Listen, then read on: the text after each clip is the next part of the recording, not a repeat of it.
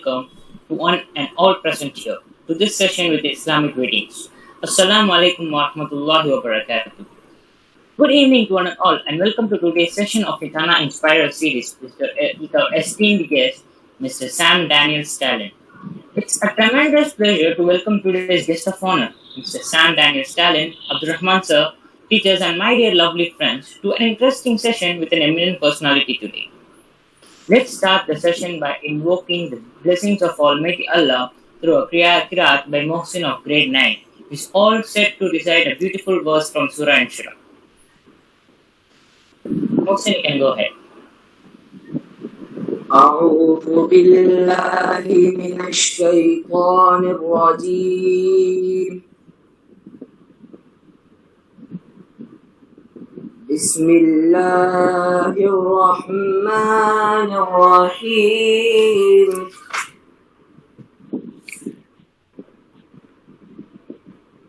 ألم نشرح لك صدرك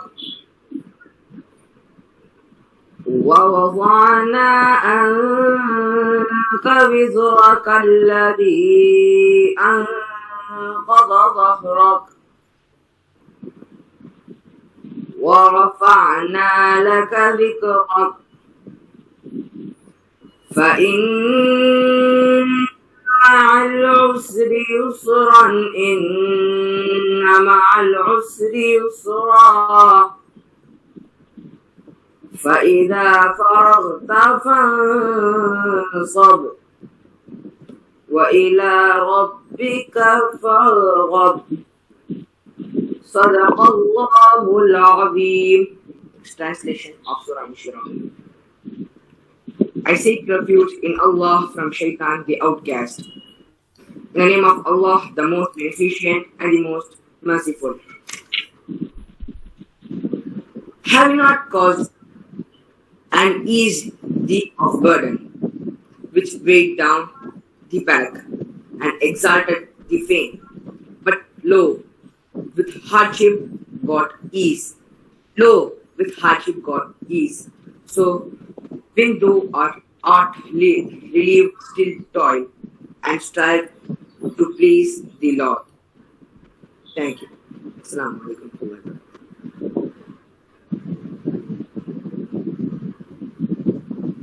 Okay. Thank you, Mohsin. I now call Hamza of class 9 for the welcome address. Assalamu alaikum wa rahmatullahi wa barakatuh. I take a great pleasure in welcoming you all to this great session with Mr. Sam Daniel Stalin, Bureau Chief at NDTV. I, Hamza, on behalf of Sana Model School, welcome an inspiring personality for today's session. It is a great honor for me to welcome Mr. Sam Daniel to the Sana Inspire series, who very kindly agreed to enlighten us with his profound knowledge. Sir, we are especially thankful to you.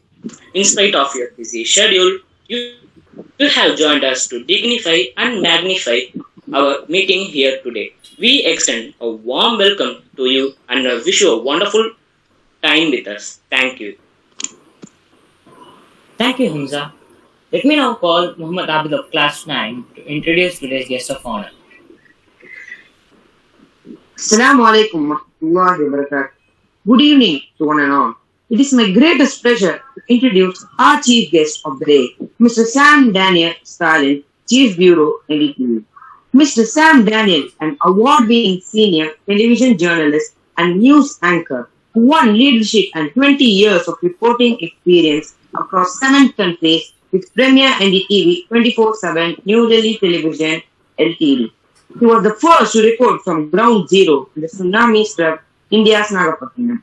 He is a British shaving scholar, International Visitor Leadership Program alumnus, the Media Project Fellow, and the Rotary International Group Study Exchange Scholar. Mr. Sam has also been chosen for several international fellowships in US, UK, Germany, Belgium, Holland, and Nepal. He is also the recipient of the Excellence Leadership Award Electronic Media in 2015. Recently, he was given the Global Tamil Media Icon Award.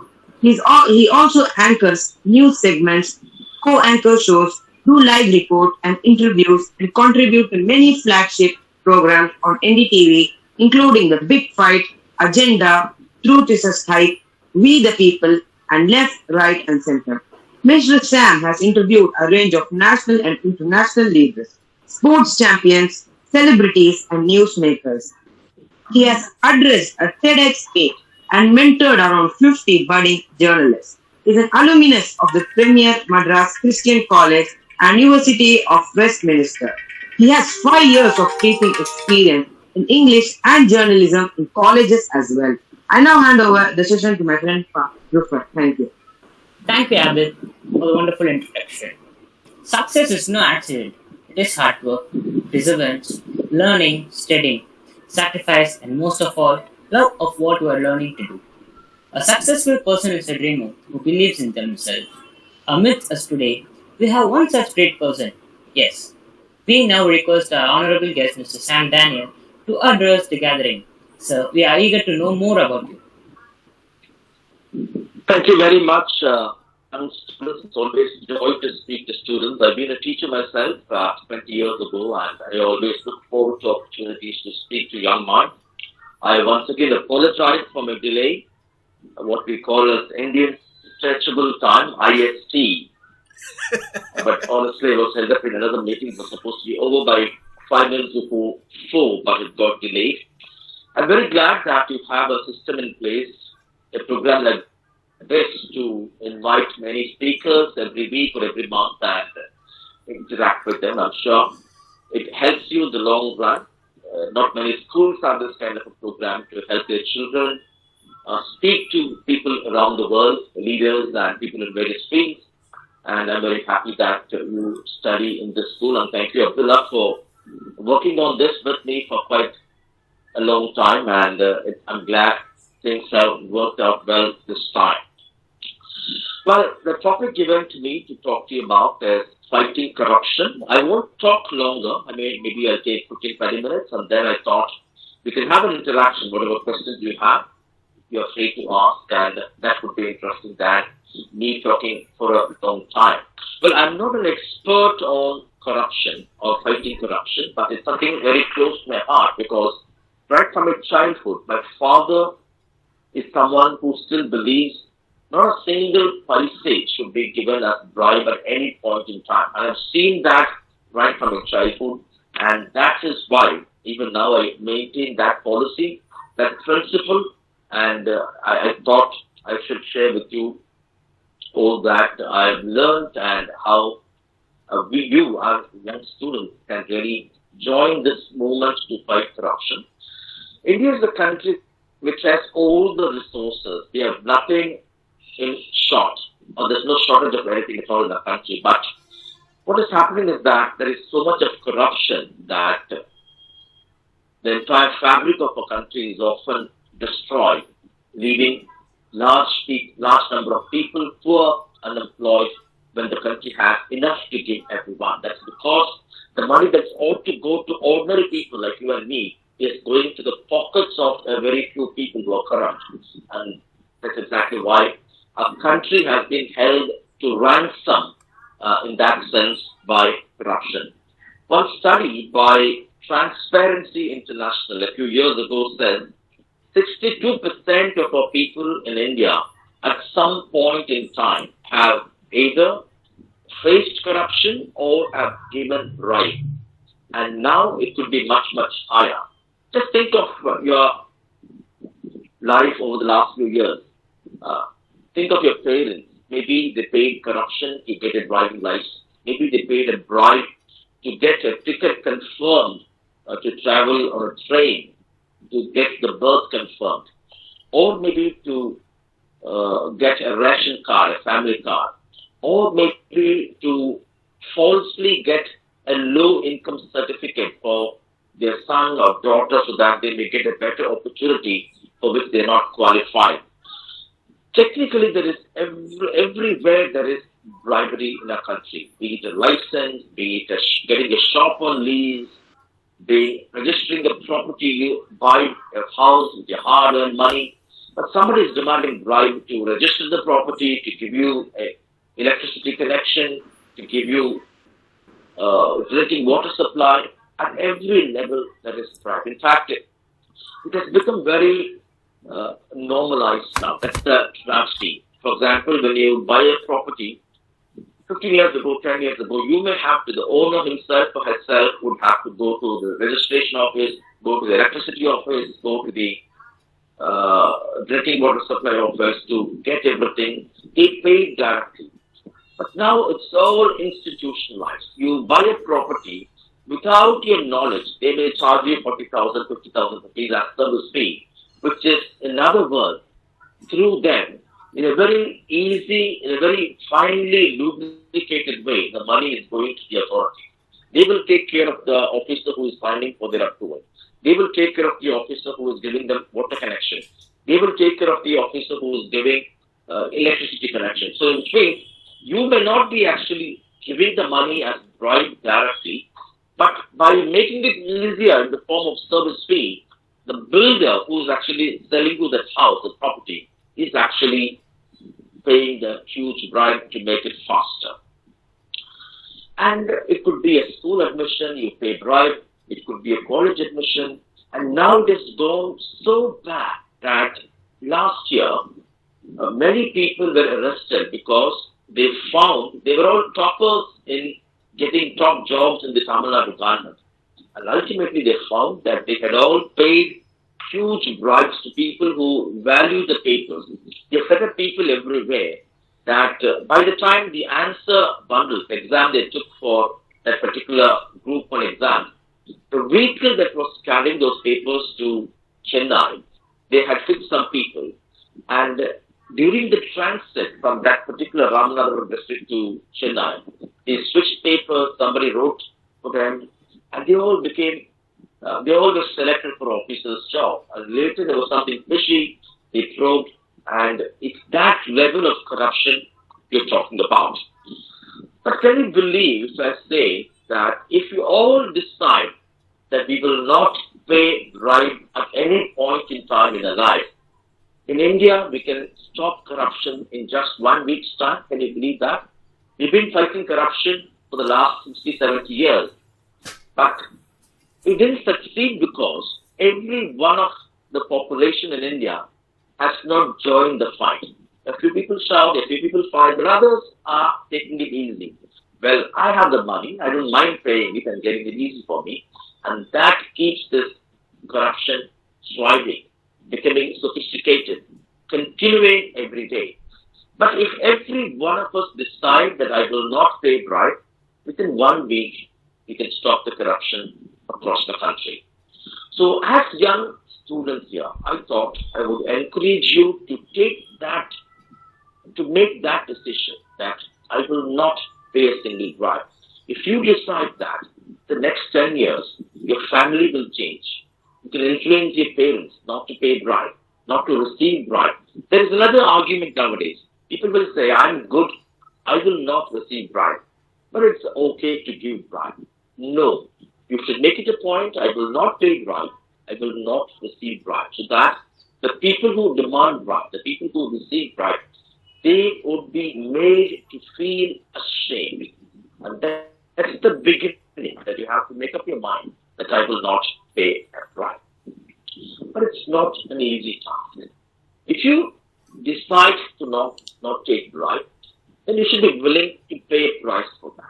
Maybe tomorrow you have a son, you have a daughter who's taking an entrance exam or who's applying for a license, who could get a scholarship if they pay a bribe.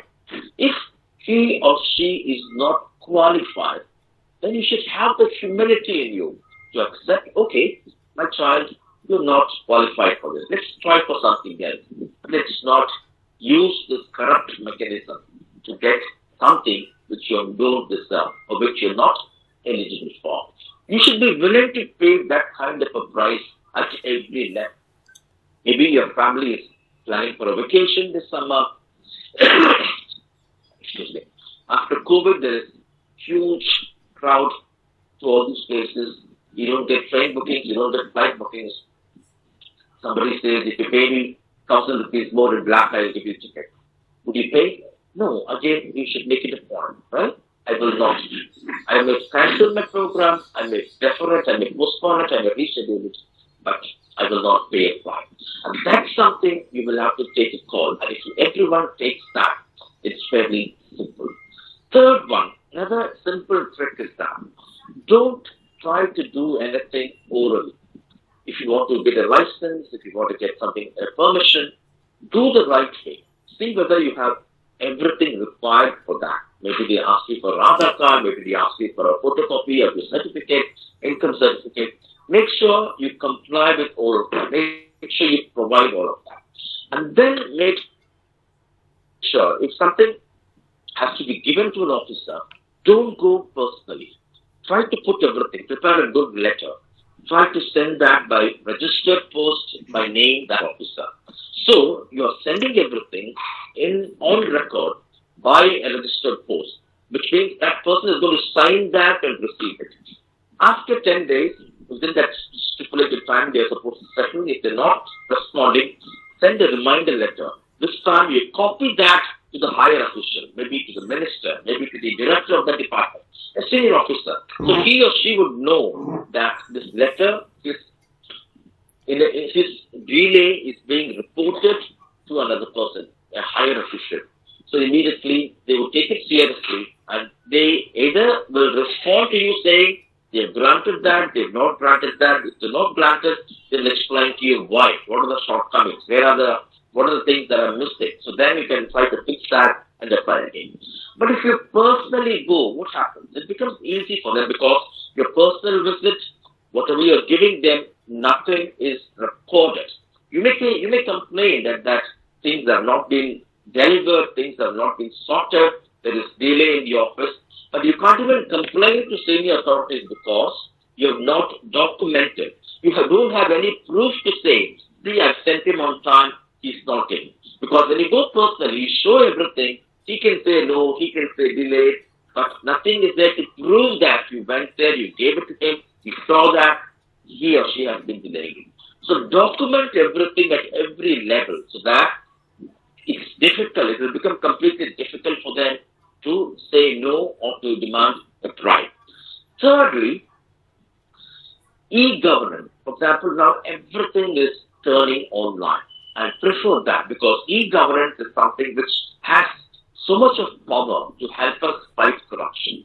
Imagine 15 years ago, there was no other option but to go and stand outside railway station counters to book your tickets. And there were brokers, what we call as scouts. They may have some arrangement with the officers inside. You pay them more, they will give you the ticket. But now everything is possible online. You can book everything from your phone, from your computer. So wherever online things are available, you prefer that. And that way, things have changed enormously now. Of course, corruption has come down in a lot of ways. For example, if you want to apply for a loan, now easily you can apply it online. Gone are the days when we have to go and stand in the bank and wait for an officer who paid him some commission.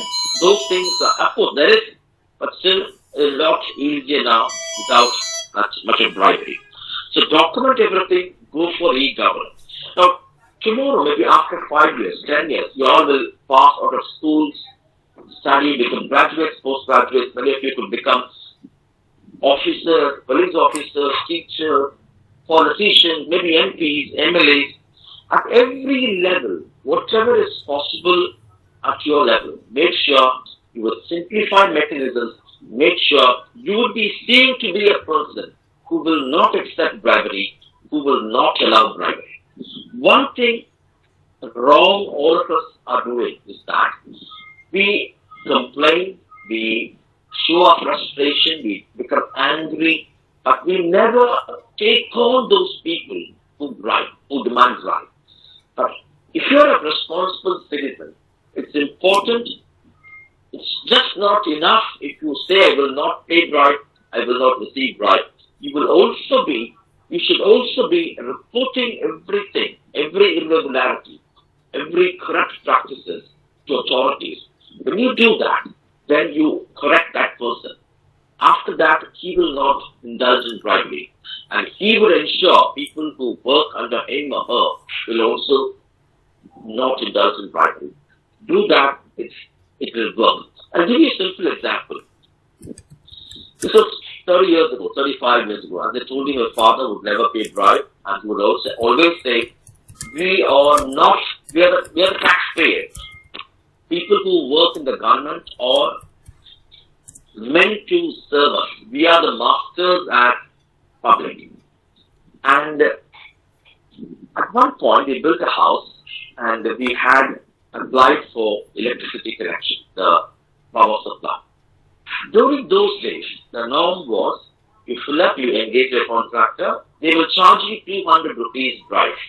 Within 3 or 4 days, they will come and give you the connection. But if you apply the normal way, they can give you some excuse. They will say this is not according to the norms, this certificate is missing, they may delay it. My father collected all the information, made all the work done according to the norms. Some certificate had to be applied from a qualified electrical contractor, that was done. He put everything, sent a registered post, copied that. At that time, Tamil Nadu was under governor's rule. He sent it to the governor's office, the copy also. You won't believe, exactly within 2 weeks, they're supposed to give the connection at that time. Somebody came from the EB department, electricity board, and they gave the connection and went. Similarly, I was finishing my class 12. We required a community certificate. Again, at that point in time, getting a community certificate was very, very difficult because the community certificate helps children to get into good schools, good colleges, and they will be willing to pay any money they demand. Many people also did fraudulently. You may not be an SC/ST person, you may be an upper caste, maybe a backward community person, but you may want to get an SC/ST certificate. You paid money. But we didn't do anything. We filled everything. We were required to get endorsement from your neighbors, from 10 people saying that they know you, that you belong to this community, and we sent registered post. You won't believe, within 2 weeks, again a Tahsildar came to our house and gave the community certificate for me and for my 2 brothers, which I was able to apply in time. So if you do in a very correct way, in a very careful way, without falling into the trap of any loopholes, and more importantly, comply with everything. If they ask you for so many certificates, so many signatures, take the trouble to get them so that you don't leave any room for them to point fingers at you and don't leave any room for them to expect a bribe. But if they demand bribe, make sure you complain. I'll give you another example. Again, I took inspiration from my dad, and he used to file so many complaints. Maybe a dozen people were suspended, they were sacked from job because the allegations of corruption was proved.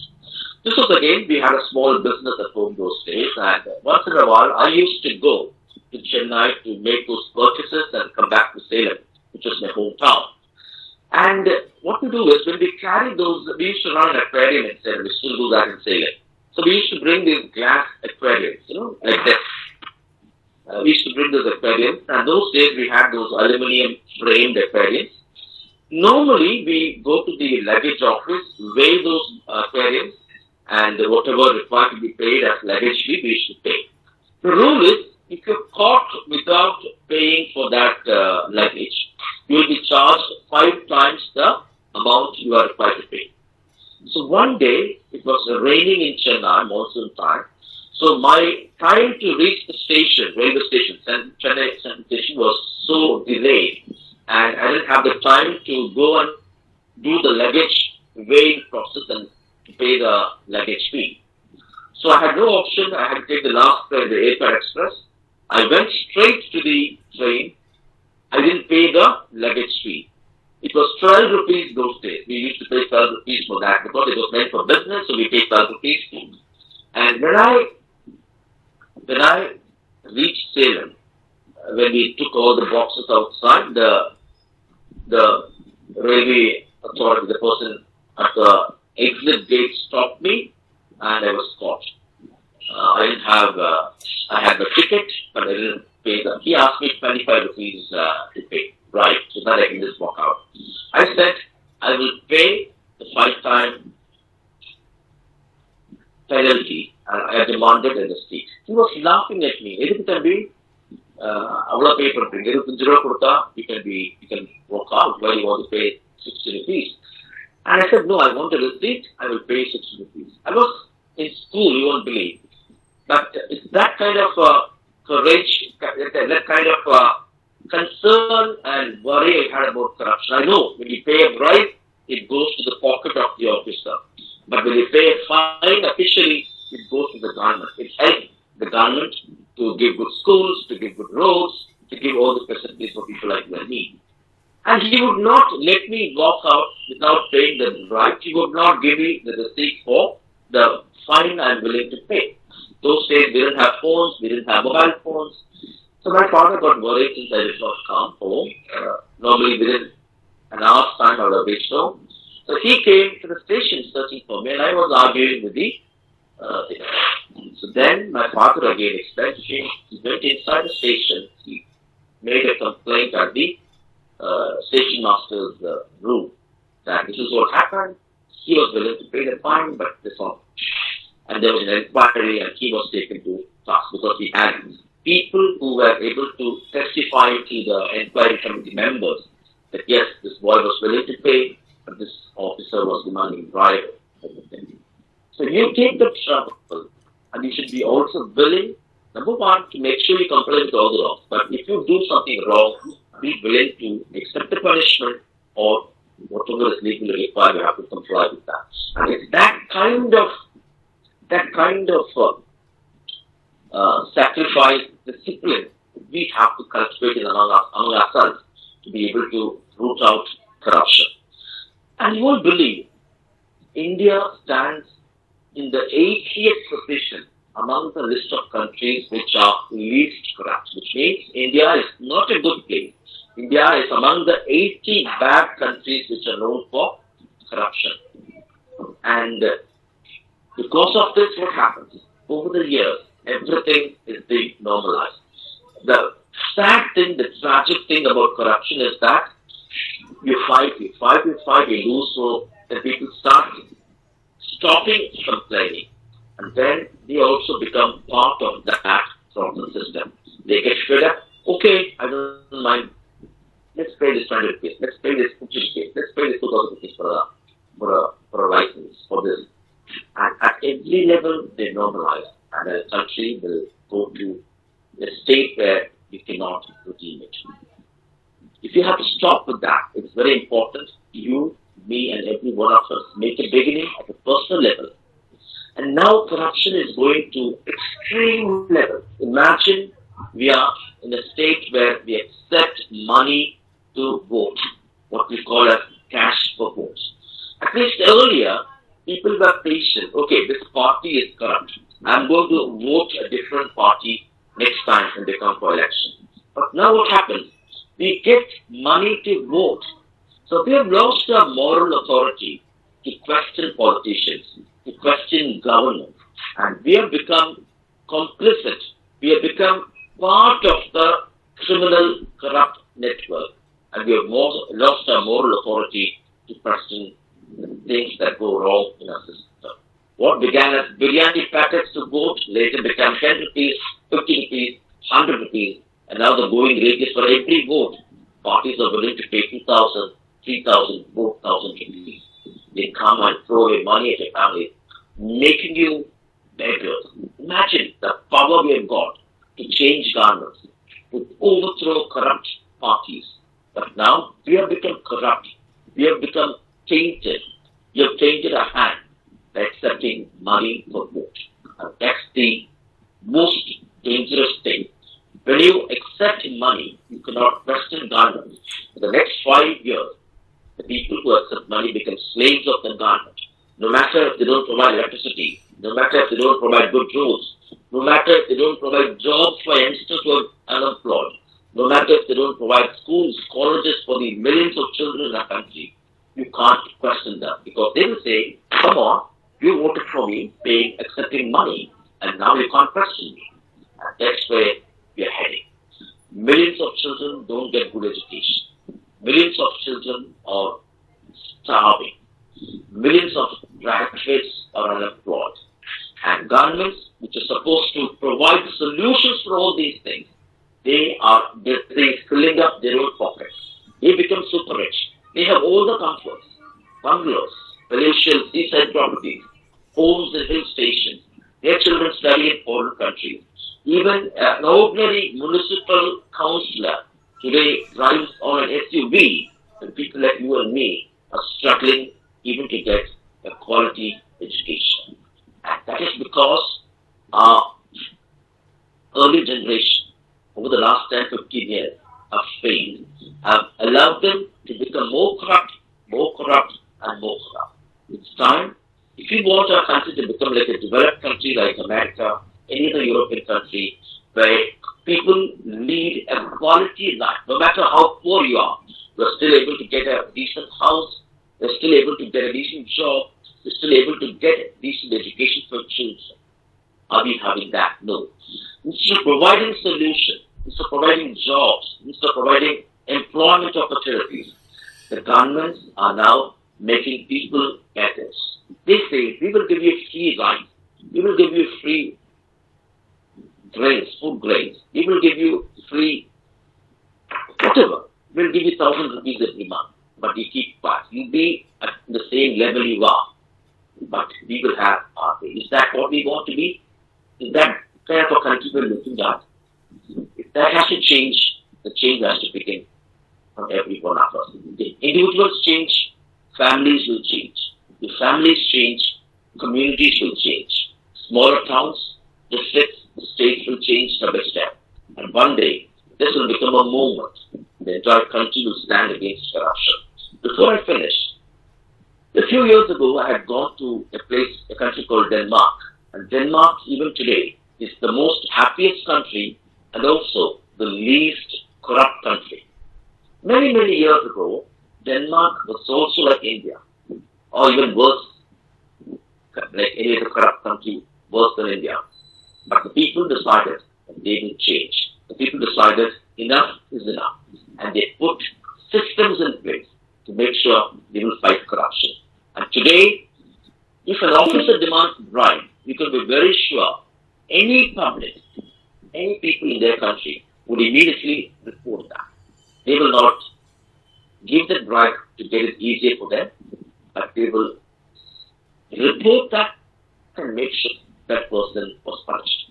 Imagine the biggest scam in that country. The biggest scam in terms of bribery was the politician asking someone to build a toilet for his house. But imagine what kind of corruption you're talking about. Our politicians have hundreds of crores of black money today. No questions asked. That money is supposed to come into the system to help people. That's because nobody is chasing them. Nobody is holding them to account. People get bribed, they vote them. The next 5 years, in every little contract, in every little building of roads, bridges, flyovers, there is big money going to them as corruption. And those companies, contractors are quite happy because they can give bribe, they can lay 4 roads, they can build 4 bridges, which means after 5 years, 10 years, they will get more such contracts to build more such roads. So it's a never-ending cycle. If you go to UK, if you go to any European country or American country, if you see a street, the pedestrian walk, they say it was laid over 50 years ago, 60 years ago, because they put with such good quality. They put roads, they low roads, they do such constructions, such good high quality, that for a lifetime it lasts. So that next year, the same money could be used to build a new road, build a new school, build a new facility, a hospital. But here, look at any road in a street, any pavement, for example. Every 2 years, every 3 years, the tiles will come off. It becomes an excuse to give another contract. Another 20, 30 lakhs will go for a small stretch of pavement. And that's how corruption breeds corruption. And the money is just being dumped down the drain, literally. Whereas we should be building great infrastructure, more IITs, more colleges, so that people like you and me could have a better life. Just watch this 2-minute story I have done from Denmark. and then we can continue. If you have any questions, I'll be happy to take. India has fallen to the 87th rank when it comes to corruption. Denmark has defended its number one slaughter, almost of no corruption. Sam Daniel reports on lessons India could Thank you, sir. learn from Before we go developing further, nations I which would have request the high students levels to of enter your corruption. questions and comments in the chat box. If you'd rather ask in person, you can type your name to indicate that you have a question. Once your name is called, you can unmute and ask your question. Sir, I have a few questions for you. Being a reporter, how do you ensure that your work is accurate and factual?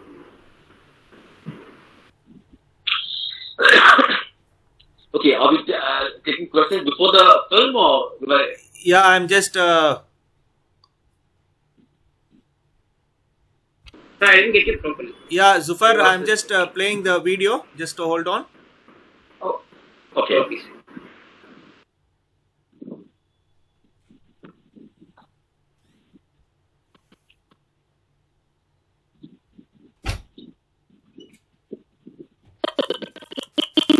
India has fallen to the 87th rank when it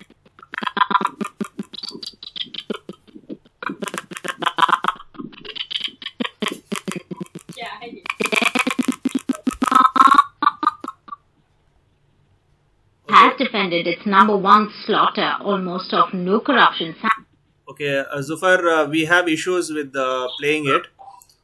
Network is slow, I suppose. So we can go ahead with the questions. Okay, I'll just ask the questions. Being a reporter, how do you ensure that your work is accurate and factual? That's a good question. We take so much of efforts to get the information we report correct. One is that if you're talking about, say, government issues, we check with the correct department. Say, for example, I can give you an example of, say, how many voters in Chennai, for instance. Then there are websites like Election Commission of India's website, or the Tamil Nadu Chief Electoral Officer also has a website for Tamil Nadu. So the idea is you go to the official sources to get credible information. And we also have a system of cross-checking it 2 times. Say, for example, if I have to confirm one particular information, say, yesterday we reported about this morning, for instance, we reported about a scheduled caste woman panchayat leader forced to sit down on the floor because upper caste people will not allow her to be sitting equally on a chair with them. So I spoke to the collector first. Before speaking to the collector, I also spoke to the junior officer who works in that particular village.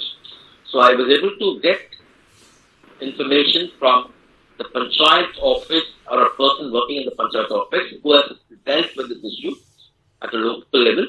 Then, since the collector was also investigating, I also called the collector and checked with him. So that way, when you cross-check with 2 responsible, credible sources, then chances of your what you report going wrong are very, very limited. So that's one way. That's a kind of a protocol we have in place that we check with 2 sources. And nowadays, much of information, especially from the official side or from private companies, they all have their websites. So that's making it easier. But from the government level, often the government also may try to hide information, may try to cover it up. Then you probe further, and even if they don't come on record, you at least, for your confirmation, for your own safety, you speak to people. You can tell them, I will not quote your name, but at least give you the correct information. So there are many such ways where the journalist can verify information before he or she flashes. And your question is very, very important now because compared to 15 years ago or 20 years ago, now everybody gets lots and lots of messages on social media, on your WhatsApp, on your Facebook and Twitter.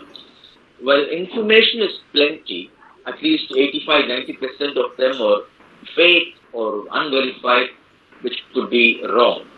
So it becomes the responsibility of journalists who work for uh, established mainstream media to do a good job in that sense. Yeah, Mr. Okay. Sam, I have one question. Coincidingly, it's something connected to corruption. It's a fraudulent transaction. Just 2 days back, I just found there was a fraudulent transaction of around 15,000 rupees on my credit card, and I immediately blocked my card and complained to the bank, and also simultaneously wanted to lodge a complaint with the police. It didn't come into my mind about the online part, so I just was going around 15 times to the police station to ask them to put an FIR, and they were just pushing me to come tomorrow, 2 days, 3 days, and it has gone. And then finally, yesterday, I came to know that online option is also there. I have just complained on that also. And in the meantime, I have got to receive thing from the bank side that the credit will be given temporarily until the investigation is happened, and it will take 45 days for that. So these fraudulent transactions, I googled it and found that a large number of people have been getting this fraudulent transactions from the same place. So what do you have to say about fraudulent transactions? Yeah, it's very important. It's good you shared your experience, how important it is to use the online mechanism to report, because police, number one, they would want to try to bring down the number of complaints in their cases. Perhaps there are good officers who will accept it as well. But largely what information we get is they will try to avoid registering FIR because that will show that the station is witnessing more crimes. But in a bank fraud like this, if you don't comply within 1 day, I think there is a time limit. 3 days. The chances of your money coming back becomes very, very difficult. And sometimes these banks may also influence police to not register many complaints because they are forced to give back the money.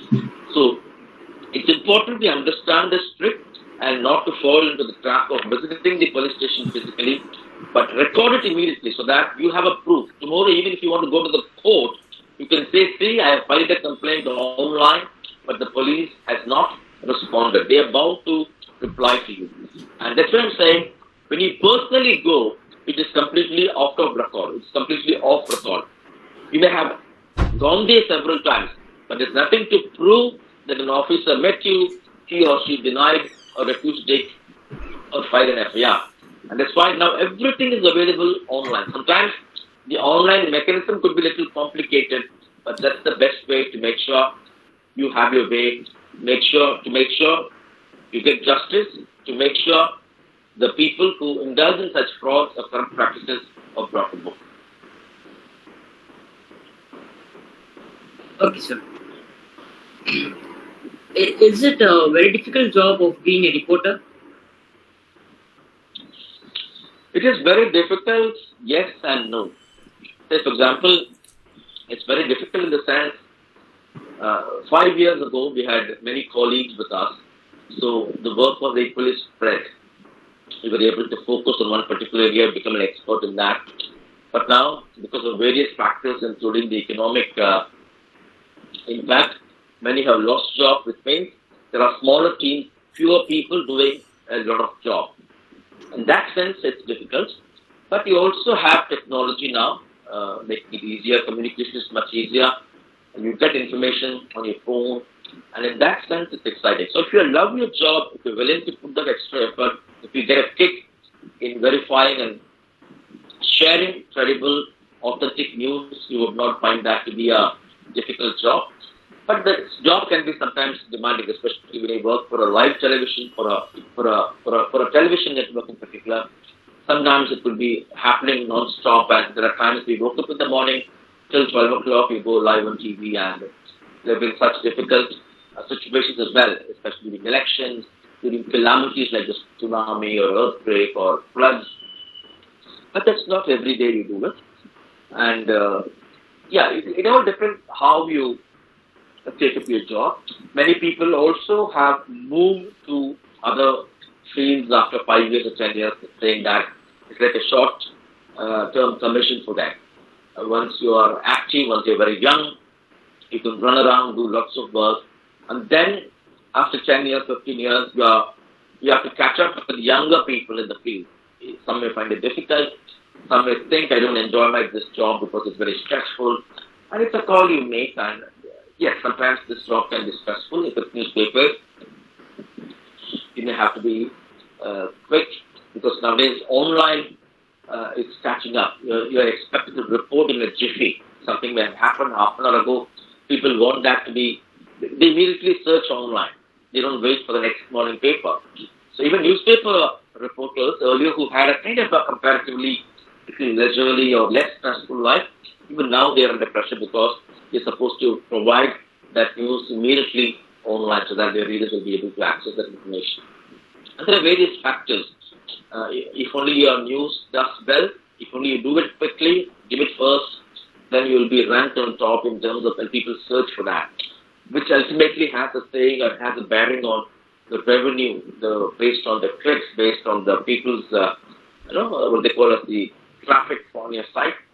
So all these things sometimes could be stressful. But yeah, it's a call you make. Either you learn to deal with that or overcome that in different ways. Maybe from the field reporting, you can look for opportunities on the desk, opportunities for less stressful areas, or maybe you may want to switch to some other field. But it could be stressful. People enjoy it as well. It all depends how you take it. Yes, Sam, you have been a very straightforward reporter from your young days. We have been following you from the 20 years back on NDTV. And comparatively, now we see the current situation where the things are changing. A lot of corruption with the reporters itself. For example, the famous Arnab Goswami. So we want to see more reporters like you in the current scenario. And what are the threats a straightforward reporter faces in his career? Well, if you look at global rankings, I will not be able to give you the exact figure where India stands in terms of threats journalists face, but certainly India is not doing very well. There is a lot of things where India needs to improve to make life safe for journalists. But in my experience at least, I would not say things are that bad in Tamil Nadu. I've largely reported from Tamil Nadu. Sometimes we travel to neighboring states like Kerala, or Andhra, or Karnataka, rarely. But I would say generally the situation is very bad, very, very largely safe. Of course, there could be issues even in Tamil Nadu where journalists who are exposed or who are trying to expose have been targeted. Things will happen that way. I don't say no. And in my experience, I would say, I would recollect one such story we had reported maybe around 18 years ago when I was a very young journalist in Madurai. We had reported a story about one very old temple ritual at a place called Usulambatti in Madurai, where childless couples would come to that particular temple and make a vow to God that if they are blessed with a baby, they would bring the baby to that temple. They would bury a trench. They would dig a trench for 1 foot deep, and they would bury the baby in a 1 foot pit, the trench, for 1 minute. And it was very, very cruel because the child, the newborn baby, could suffer a heart attack. They could lose life. But it was going on for several years. We were not there basically, but what was happening there was the newborn baby was wrapped in a white cloth, and the parents buried for 1 minute. Quickly they would remove the sand, and that was covered by your freelancer who worked for us. We slashed that, and ultimately it became a national headline. There were discussions, and at that time, Ms. Jayalalitha was the chief minister. She immediately banned that temple ritual, and we have also exposed how a minister was standing there as a mute spectator without doing anything about it. And that minister was immediately taken out of the cabinet. He lost his job. And immediately after 2 or 3 days, they put up posters with my picture there saying that this journalist should not be allowed into the village. And it was kind of that never stopped us from going to that village later. We have done several stories from the same village lakes as well. But that was one thing which I faced. Particularly, it could be a kind of a scary thing for you as a young journalist. But otherwise, one advantage is that when you work for a channel like NDTV, you don't take sides. You do a professional job. You get everyone's views, and your stories are not biased. Your stories are not one-sided. So, if, say, for example, if a political party from the opposition is blaming the ruling party, we don't flash just the one-sided version of the opposition party. We quickly check the other side with the ruling party, get what they have to say. They can deny, they can refuse, they can rebut. So we carry that. So if you do that kind of a professional job, there's no reason for them to be angry about that, because we give them also equal space to give their point of view and leave it to the public to decide who is wrong, who is right. And that helps, because they don't see you as an enemy, they don't see you as somebody with vested interests. Of course, your job could be to expose that, but you still make sure you do a professional job. You give the other side also an opportunity to speak. Sometimes they may not speak, then you report that. We try to contact this particular party, this particular person, this particular group. They refuse to speak. So people would know that you honestly try to reach out to them. But otherwise, yes, we take all precautions in every way possible. Sometimes when you do stories which could be dangerous, you inform the police that you're going there. They also guide you how to go about it. And we inform our colleagues, we inform our family that this is numbers in case you are like that. You put a plan A, plan B, plan C. You tell your driver who's waiting for you at a place to alert someone if you don't come back or no. Like that, we take our own precautions, what we call it SOPs, and that way. But yeah, it could be challenging, it could be difficult. I'm not saying no at all. But at least Tamil Nadu, from my experience, I would say it's not that unsafe. Thank you, Mr. Sam. But I should add that political parties may want to muzzle, may they want you to not report things going wrong, or they may want them to they may want you to report in a way they would like. But yeah, that should not be a reason for you to go soft on them. You do a professional job, not getting falling into the trap of going soft on a particular person or a party, but be a thorough professional. Thank you, Mr. Sam. Mr. Sam, I would like to introduce here Sabira Miss, who has been working hard for all these sessions behind the scenes, preparing the students for their speeches. Sabira Miss, are you there? Thank you so much, Mr. Abdul. Yeah. And it was really nice hearing from Mr. Sam Daniel about corruption, and you have given so many takeaways to our children how to avoid corruption, being a children themselves. And then two things more about journalism, sir. So why is that? I do have one question. Why is that current reporters are exaggerating so much nowadays? Can you just highlight something on it? Well, I would say yes and no.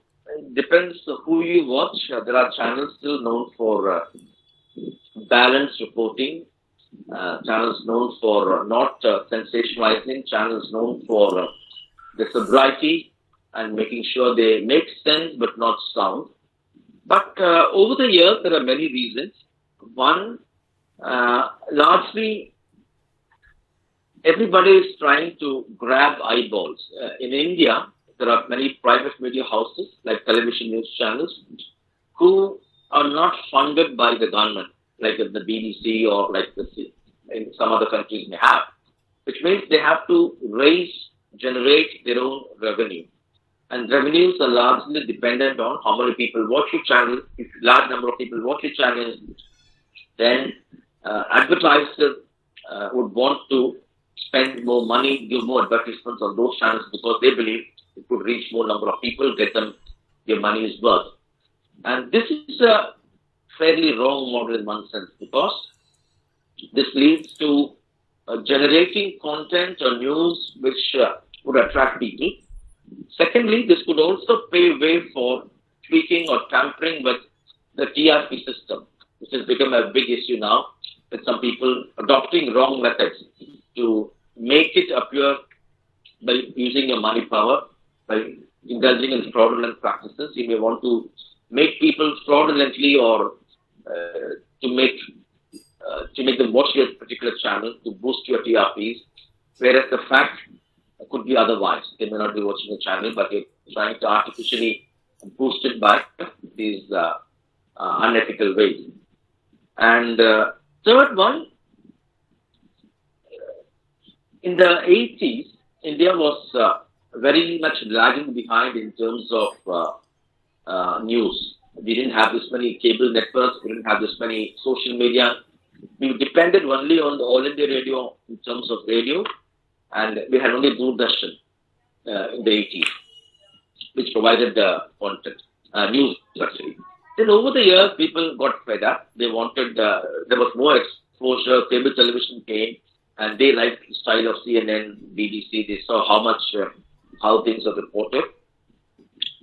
And in those days, if you have been watching NDTV on Doordarshan, you must have seen World This Week, how NDTV had its own reporters from around the world, and it was very popular, kind of a world-class programming on an Indian channel. But later, the next generation was born naturally well-informed. They had the advantage of internet, they had the advantage of television news, they had a fairly well-informed parents, which means their IQ and their current affairs knowledge was comparatively higher than the same age of our generation. And they were not interested in the regular factual news. Whereas when there was more drama, when there was more sound, somehow that made, they found them interesting. So they didn't watch such programming for enriching themselves as we did in our generation. But they watched those programs for the entertainment or for the choreographed or orchestrated elements, for that value. And that cannot be technically equated as people watching those such programs for news, but it could be for views, it could be for other elements. But that's the reality, that more and more people are liking that kind of that brand of journalism. And that's good or bad, that's your personal choice. But I'm just trying to explain to you the change in likes, people's likes or preferences, to a stage of lack of news or inadequate news, to a stage of well-informed, and to a stage of over-informed. And they're also already well-informed, and they're looking for other elements which may not be of news value, but could be of entertainment and drama value. And all these could contribute to a thriving, sensationalizing media you're talking about. Okay. But I think as viewers, you have a responsibility. If you don't like, if you think one particular channel's programming is not fair, biased, or tabloidish, which you don't like, you have the option to not watch number one. You have every right to tune to another one which you like. And it's also your responsibility, as we discussed in the aspect of fighting corruption, to write to them. Now you have tweets, you can email them, you can tag them on Twitter, to make them understand that you don't appreciate. If you find something good, you appreciate that. If you don't find something good, if you think they are going back, you should do that, make them understand. Because the editors, for instance, I would always say, they have a major responsibility of thinking on the people's behalf. What is important for them? What could develop a well-informed population? What could make our viewers, our readers mature, well-informed, make our information useful? But if you're looking purely in terms of grabbing eyeballs, then you may tend to dilute your standard. On a lighter note, if you want to give pornography on television, I'm sure many people would be willing to watch it. But would that be an excuse to give that? No, that's where, as responsible editor, decides. Okay, I'm getting 10 news items today. Among this, maybe 3 or 4 are important for people. Tell that correctly. You don't have to tell the other 6 which in no way positively contribute to the cause of news. Just because you have news, you should not make a news of everything. And that's where editors could be going wrong. And that's where viewers, if you think things are going wrong, it's your responsibility to report, to make them understand, and make them change their course, which hardly people do nowadays. Thank you, Sam, and sorry for taking your extra time. You have another session also, continuously busy with the sessions. So I hand over to Zufar to take towards the end of the session. Zufar, over to you. Okay, sir.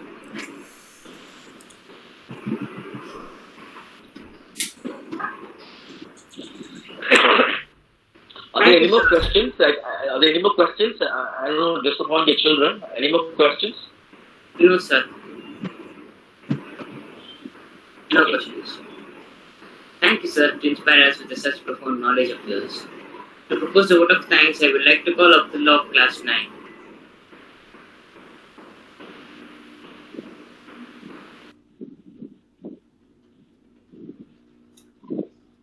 Assalamu alaikum wa rahmatullahi wa barakatuh.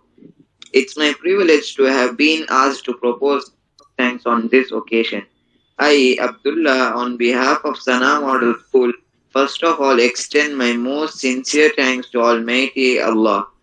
On my own behalf, I extend a very hearty vote of thanks to the guest of honor, Mr. Sam Daniel Sterling, Bureau Chief at NDTV, who spared time from busiest schedule and spending time with us. We are thankful to you for inspiring us with your profound knowledge and sharing it with us. You have enlightened our minds and have shown a new career. I once again extend a special thanks to you for being with us today and guiding us through your knowledge. And thanks a lot to one and all present here. Thank you. Thank you, Thank Abdullah. you. Thank you, sir, for making your time, your busy schedule to join us this day. It's been my pleasure to host this session, and I wish you all a pleasant day. Thank you once again, sir. Thank you so much. I'm again sorry for the delay, and it was such a joy talking to every one of you, and all the very best. Thank you. Thank you, Sam. Subhanallah wa bihamdihi, subhanakallahumma wa bihamdika, ashhadu an la ilaha illa anta, nastaghfiruka wa atubu ilayk. Subhana rabbika rabbil izzati amma yasifun, wa salamun alal mursaleen, walhamdulillahi rabbil alamin. Allah Hafiz. Assalamu alaikum. Bye. Thank you.